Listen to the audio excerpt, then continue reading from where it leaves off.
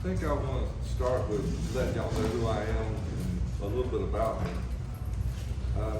I've been in the Nashville area now for 4 years and 4 months, so it's not been that long. I'm a retired engineer from the state of Florida. I worked 35 years as an engineer, and 5 years of that, prior to that, was a surveyor, and then prior to that, I was a garbage man on Panama City Beach. So I'm no stranger to work, and I didn't get up every day and sit behind one of these. I got up and sat behind a computer. So I had to put it in perspective as I've always played music. I grew up playing bluegrass. My father was a musician, and my grandparents, they played gospel music. And so I was always around music. But when Hee Haw came on, I wanted to learn the banjo. 1969, I was 12 years old. Put in for a banjo for Christmas, so that was my start in really, pursuing the music. So the next thing you know, I'm playing in a bluegrass band with my dad and a couple other guys. So we did that for many years, and I got to meet so many of the big name bluegrass people. Played shows with Bill Monroe, spent a whole afternoon with Bill Monroe in a dressing room. So I got to meet all these guys, these legends of bluegrass. And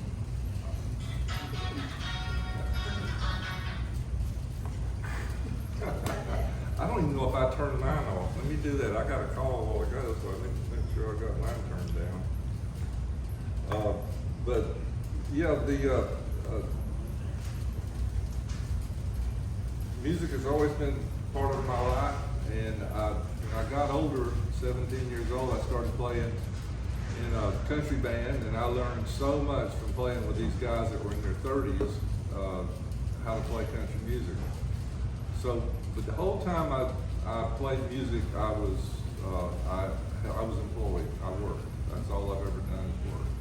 Now my work is playing music. So, but I ran a band. I had very good success in Florida. And by the way, Florida pays 3 or 4 times more than what Nashville pays. I can tell you that right now. A buddy of mine called me the other day and said that he was pocketing anywhere from just a 2-piece deal in nightclubs in Panama on the beach. They pocketed each one $600-700 a night. Just setting up there, 2 of them on guitars playing and singing. So it's so much better down there. The music, I mean, the money, but the opportunity is not as great.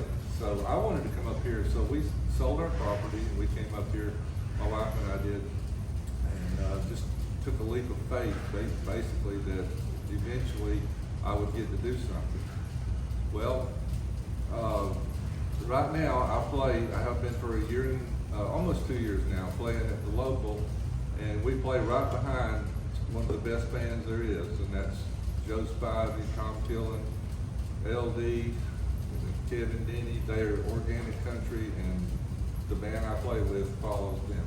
I've seen you set in with them there as well. You liable to see Cousin Eddie there. He was there a couple of weeks ago. Steve Henson, Bruce Bowden. It's just a legendary place for music. The local in Hendersonville and the one that I play at on the West End, and it's a great place. So if you ever get a chance to get out there on Saturday night, you won't regret it. And then Monday is another great night out there. So I'm so thankful that I've gotten the opportunity to play at such a place as that and get to meet these people and make friends with so many of the great entertainers and music people that made country music what it is in a lot of ways. The steel guitar with Tom playing with George, it was great. I mean, So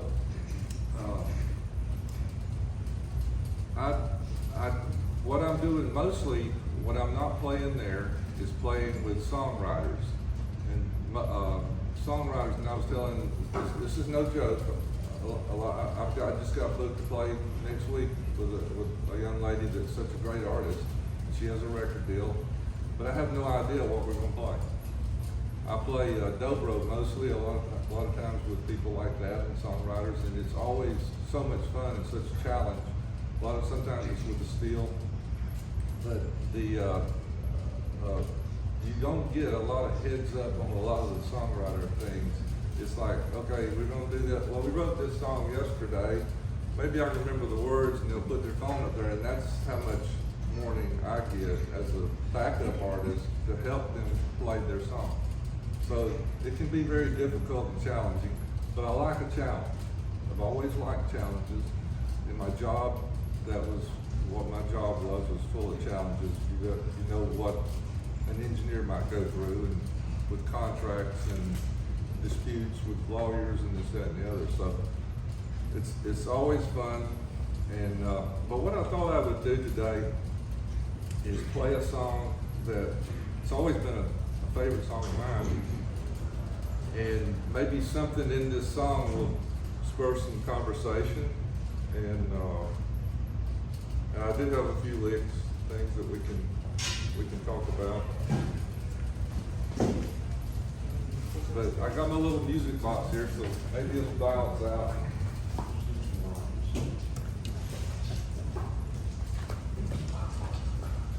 I think I'm gonna do just a little test to make sure the blend is okay before I just start.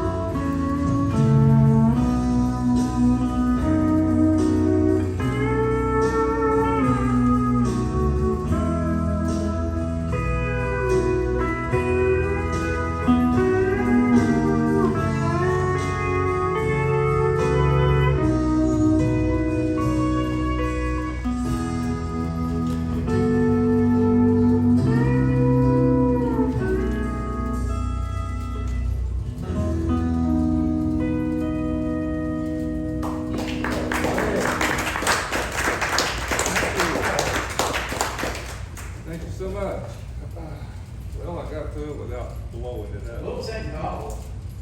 Well, take me as I am. That's what I thought. But I was it gonna was- say, it sounds it- similar to that song. And that's one of the things I wanted, why I chose this song. Number one, it's got some chord things that are very interesting, and I like color chords. I've always liked that. I left off a part about my life. I was a music major. I went 3 years. I dropped out on the 4th year of being a music major. I thought that what I wanted to do was be a school teacher and teach music. If you can imagine going to college in the liberal colleges in the music industry, you see what's happening today in the colleges. It was pretty bad in the 70s as well. And I couldn't take it being around certain types of people without specifying what those types of people are. I just said, this is not for me. So that's when I'd already been doing the garbage, so I got a job surveying. And so I did that for 5 years before I went to work as an engineer. I didn't graduate college as an engineer. I got grandfathered in to the business, so to speak. So I was performing all engineering work and titled as an engineer. Okay, teacher. First question, I want you to explain that turnaround, group of turnaround chords. Those chords, those The three chords. chords, well, how you did that voicing to those chords. Okay, there's more than one way you can do them, but this is how I did it one time. I did it 2 different ways, actually. It's almost like the nightlife change. It is. It's very similar, and this is something you can use in other songs. It wouldn't have to be this song. So your root chord is the 1, and this chord here is actually a 3 flat major 7 with parts of it missing. And then this chord here is really I'm playing the 5, 6, and 8, right? And pedals down, both pedals, and I'm lowering the E. And then when I go up to the next position, which is the 7 flat position, I'm playing 9, 7, and 5 with the pedal down. It's pretty chord, isn't it? Major 7, right? Yeah, it's really, the chord you're playing is a flat 1. It's a beautiful chord. And then it resolves to the 1. I mean to the 5. And I'm not playing a straight 5, I'm playing 9, 7, and 5 again. And you can always add a pedal for effect. Does that make sense? Yes, sir. You're playing it.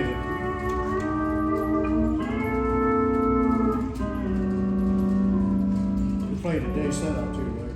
Yeah. Oh, I'm backwards from everybody in the room probably. Played Jimmy Day. So. I got to meet Jimmy Day, got to play 3 shows with him, sat right beside him. We did a couple of songs, and one of them he said, play it straight, it was I love you because you know how people like to get off into the tangents of playing different chords and all that. He said, play it straight. They all tell you that. Get your head out of your rear end. Play it straight. That's what they do. Dave, we will play it just like you want it, so that's why we did it. But yeah, that's a beautiful chord change.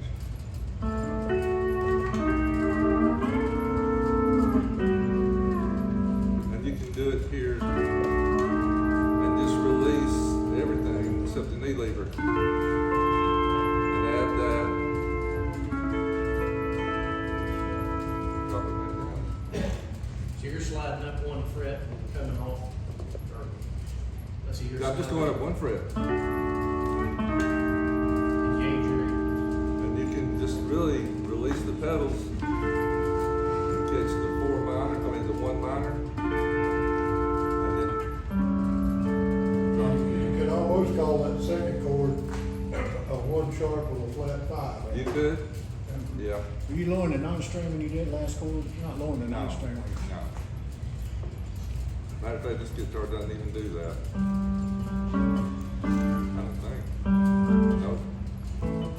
This is the simplest setup I have. I have other guitars and they have a lot more bells and whistles, but I love playing this guitar, so that's why it's here. And I'm glad I found it on eBay, or not eBay, but Reverb Nation. If you look on there, sometimes you can find some great deals. There was, so this is a lick of the month type thing, so that's kind of a lick thing or something. But I've got a few other things if you want me to go into them. Whatever you want to do. When I said that I have to work on my toes and think on my feet about playing with people that songs that I've never heard. There is some similarities that I've noticed in a lot of songs, a lot of these new songwriters, and I'm not being critical of any of their skills and ability in their craft. But what they all get into a pattern, and if you know that pattern, it's kind of quite easy to work your way through the situation. I do have a song I'll play, another one that is with the artist that I actually play with, if that's okay, if that's permissible. His name is Justin Andrews. If Spotify come up. Like, Don't remember the long on the air. That's the first time I've heard her say that in 10 years. Usually I'm the one that's freezing. all right, this song here, I actually, I don't do a bunch of studio work. I have done some of it since I got up here, but this, there's no steel on this song. So this is one of the songs that we do, and a lot of the newer songs really don't have steel. If y'all are looking for steel guitar, you don't look in the modern country because it's not there. But he released this a while back, and we've got a new one coming out that actually, it is country, a little bit more country, and it's called Over the Moon. It's not out yet on Spotify, but it has Joe Spivey on fiddle, and I play steel, and I get on the rest of the Austin Crumbles on guitar. It's a very good set. But this is one of Justin's songs.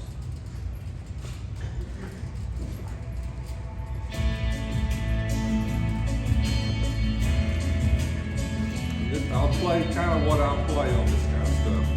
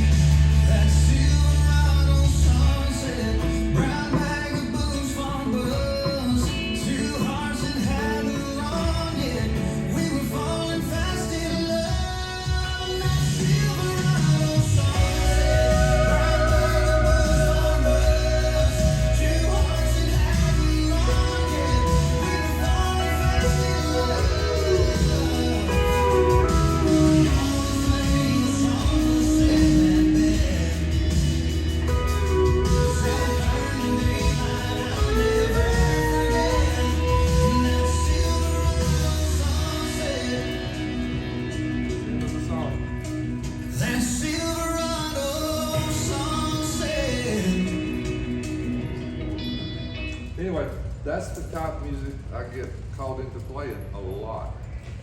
So it really is not your crying steel guitar country music. Have you noticed how little, how, you know, this new stuff, you hardly ever hear a dominant 7 chord No. on steel. You know how prevalent that has been used in the past, you Yeah. know, and you hardly ever hear it anymore. They don't want to hear it. No. So what I wind up doing a lot of times is a lot of single note stuff. If you stay on a single note, you're not going to be forming a chord, and you're going to be, if you stay inside the scale, you're not going to go too wrong. I don't know if y'all know who Ronnie Bowman was. He recently passed away. I played with Ronnie on several occasions, played dobro with him. And he said, Jimmy, how did you know this song? How do you know these songs? And I said, well, Ronnie, I said, I don't know them. But I get on the scale, and somewhere in that scale, if I just slide far enough, I'm gonna get something that sounds right. So, and he laughed, and he was such a nice guy. The world lost a great entertainer and a great singer, songwriter whenever they lost Ronnie a couple of weeks ago. Buddy Emmett said you only half a step from recovery, but he never said which way to go. What's that? Buddy Emmett said you were only a half a step from recovery, but he never said which way you had to No, go. no. So I do a lot of 4 and 5 and 6 stuff. I don't know, this is just little tidbits of things that I do.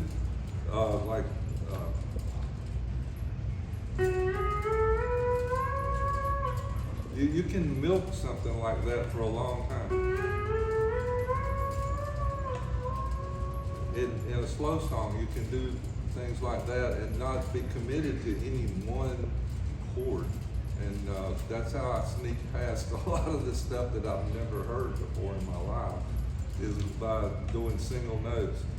And then once you play through a little bit of it, or hear a little bit of it, you kind of catch it. A lot of times it's a 1, 6, 4, 5, or 1, 5, 6 minor, 4.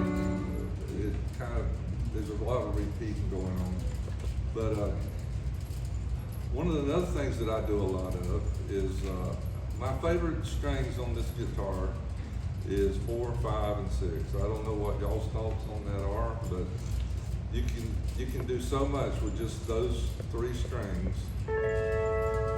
So I do so much on there with, and I can play chords that are not a full chord. You And better let me stop you a second. okay. You say too much about that, Drew will cut the register strings off on that show. Oh, no, you can't do that. I might need them for something. I'll bring my pliers with me. But you know, You like, said you didn't need them. like that song I did, going down to that 4 chord, you could. I like that little sound. It's an old John Huey type sound. So that's a 5 and 6.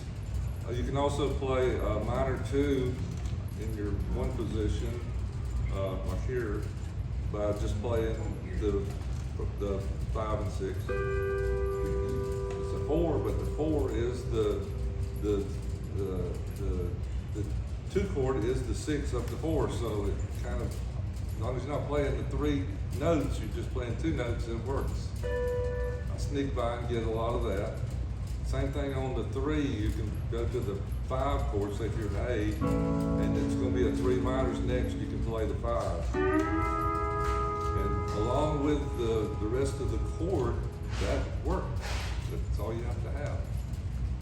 So the commitment of playing full triads will get you in trouble if you don't know the song. Less is more. That's my thoughts on it.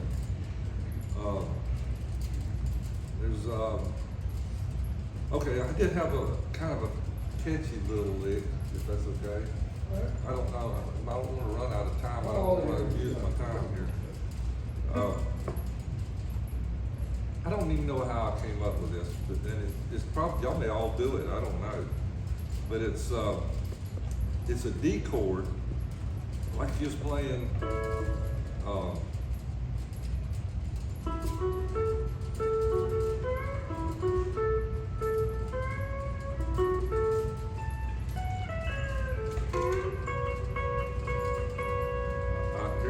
4.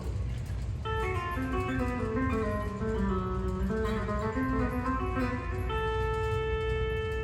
then come back, whatever you want to do.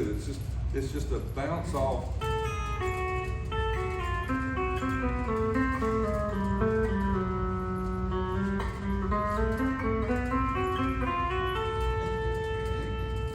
Huh? Did you say something? No, I'm just. You can do it. You can do it kind of fast. It sounds kind of flashy. But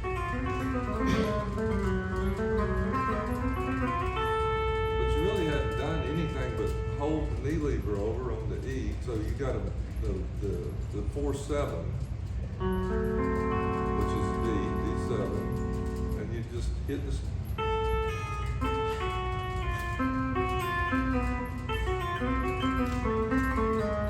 You're just rocking the bar off the string. So it's not really hard to do. And I don't really remember how I came up with that. I was playing that song one night, and it come my turn to break. I thought, what the heck? I'm just gonna try something different, which is not like me. I like to plan things out. So, but I did that, and I said, well, okay, well, I might do that again. So, but you can wear it out. You do it too many times. Just that's another thing too. Is to me is I don't like to repeat things. If I did that, that'd be the one song I'd do it in. I wouldn't do it all night long, the rest of the night, just the 3 hours, because don't want people to think that, well, if he's going back to that same thing again. I try to do something different, a different approach. Another little thing that I have started doing is I'll just keep it in the key of A. It's a simple little lick, but it's just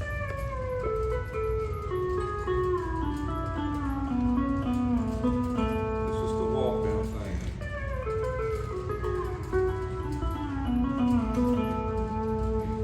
Going from pedal down on the what was it, 13th. Using the 7, 7 and 8, 8 and 9.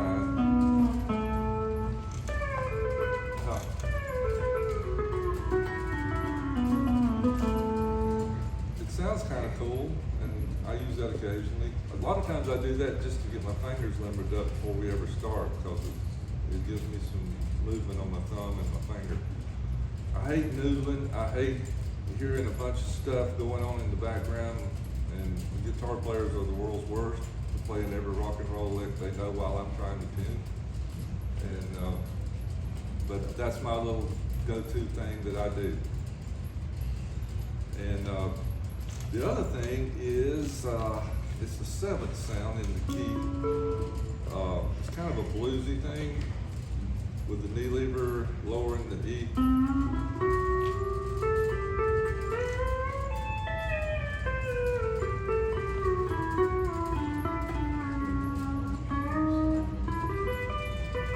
A little surprise element there. If you go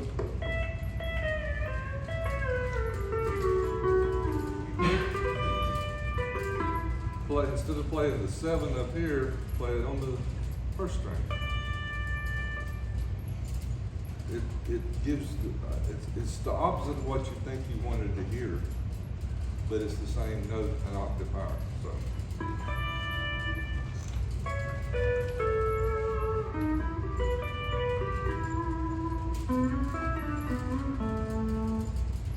I don't know if y'all use stuff like that or ever thought of it. Anybody got any questions? I like doing things that are unexpected occasionally, like that. Another thing is like, everybody's done this.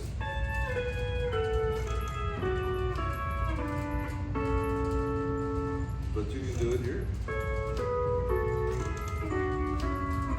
And then you can do it here.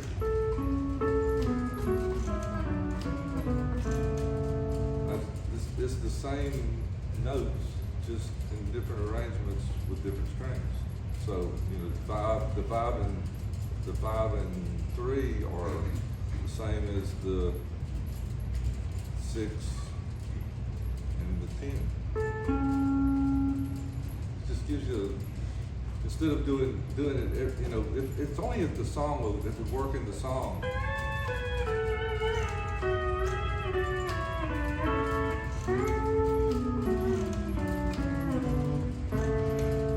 It's just something different, just a little bit of surprise element that maybe somebody was expecting to hear it come down on the high notes and you come down on the low notes, something different.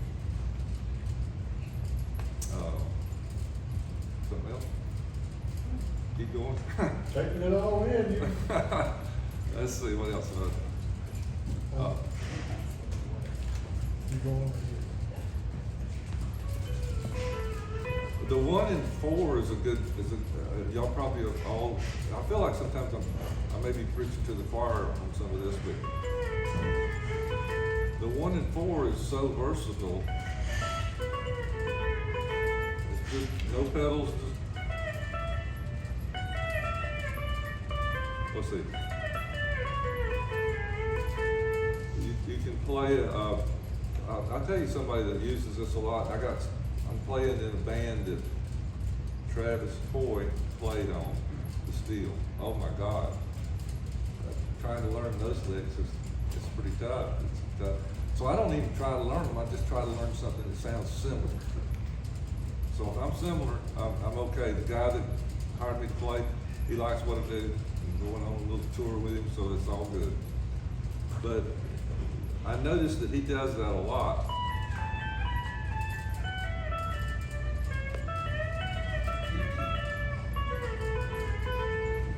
So I kind of started picking up on a little bit of that. I do a little bit of it every now and then. And one of the things you start like you're going to do it in A. You start on the B fret and back up, and then you go to a whole step above the 5, and then the 4.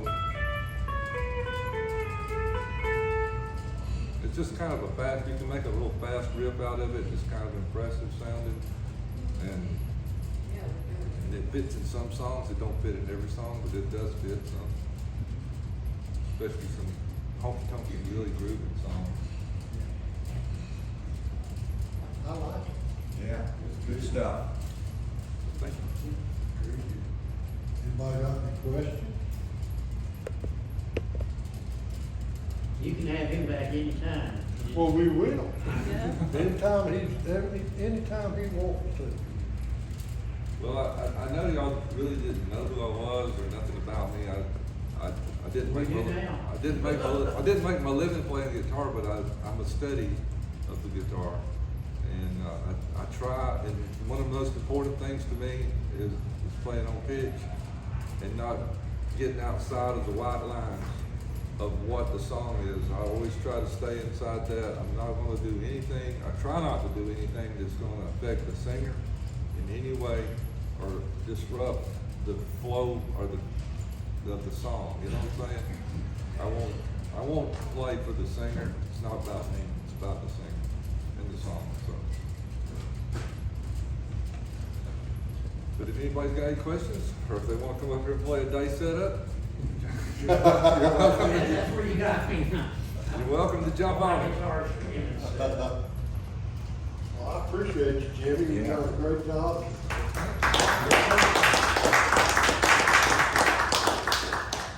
Appreciate you asking. Looking forward to the next time you can do this one. Well, definitely, I'll come up with some more stuff. Good smooth playing. Yes, Yes, sir. sir, I appreciate it. I told y'all. You're But good. anyway, I think you are really, I'm very impressed.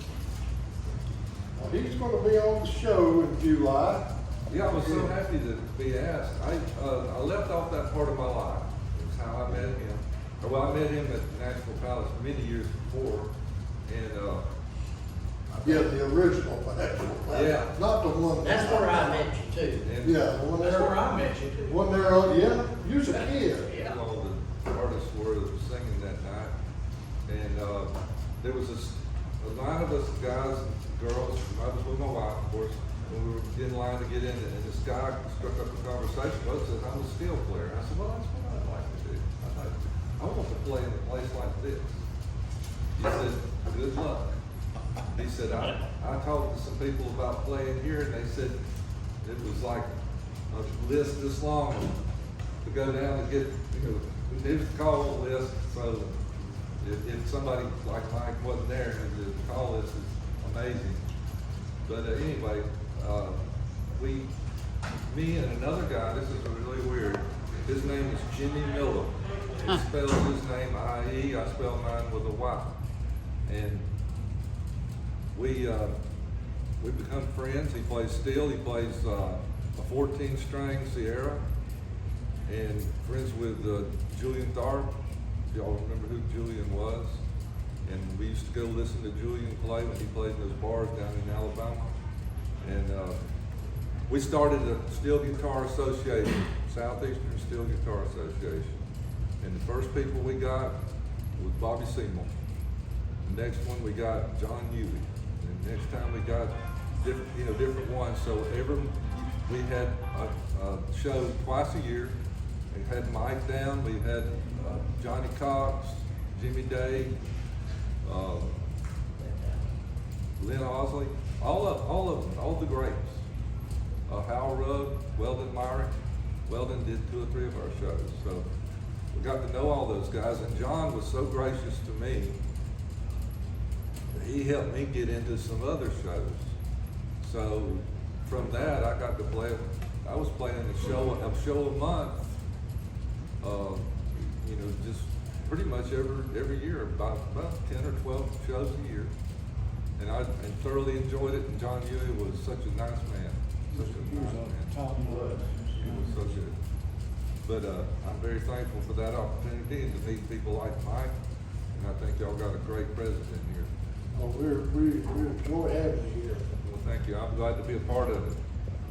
Glad to be a part of it. We definitely want you to come back, okay? Okay. He will be back, trust me. I'll be at the show. I'm so thankful that she'd asked me to play. You are sure welcome. And before we adjourn, y'all be thinking about a name to call this venture we're gonna tack on to the play. And, Sir, appreciate it. you will send an email out, won't you? And then, after, next month, we'll figure out who's gonna get to watch the donations until another time. Okay, motion to adjourn. Second? Yeah. All in favor, aye? Aye. All right. Thanks for coming up.